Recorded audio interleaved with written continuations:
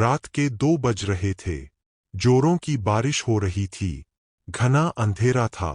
बादल रह रह कर गरज रहे थे।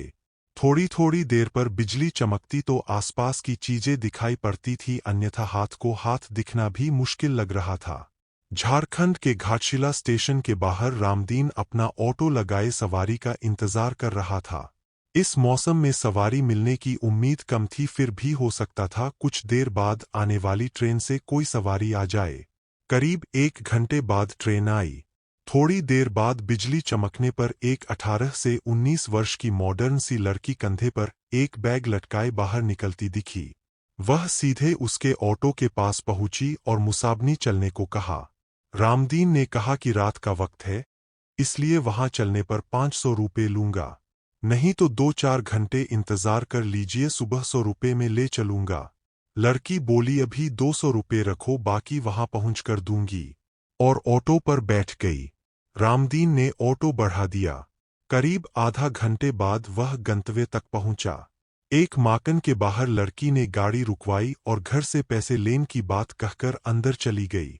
काफी देर तक वह नहीं लौटी तो रामदीन अकेले बैठे बैठे परेशान हो गया। उसने घर का दरवाजा खटखटाया। काफी देर बाद एक बूढ़े ने आंखें मलते हुए दरवाजा खोला। उसने पूछा, कौन हो तुम और इतनी रात को किस लिए आए हो? रामदीन बोला, जो मैं साहब थोड़ी देर पहले आई है, उन्होंने मेरा पूरा भाड़ा नहीं दिया है। बूढ़े ने आश्चर्य से उसकी ओर देखा। बोला, यहाँ तो कोई मैं साहब नहीं रहती, मैं अकेला रहता हूँ। रामदीन की नजर एक फोटो पर पड़ी। उसने कहा, ही मेम साहब तो आई थीं, उन्हें स्टेशन से लेकर आया हूँ। बूढ़े ने उसे आश्चर्य से देखा, फिर बोला, इस लड़की को मरे 8 साल हो गए, देखो फोटो पर माला डाला हुआ है, ये मेरी पोती थी, ये कैसे आ सकती है? रामदीन के होश उड़ गए।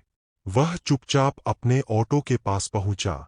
उसने देखा कि सीट पर 100-100 के 3 नोट रखे थे। उसने नोट जेब में रखा और वहां से बेतहाशा भागा। उस दिन से उसने रात में ऑटो चलाना छोड़ दिया।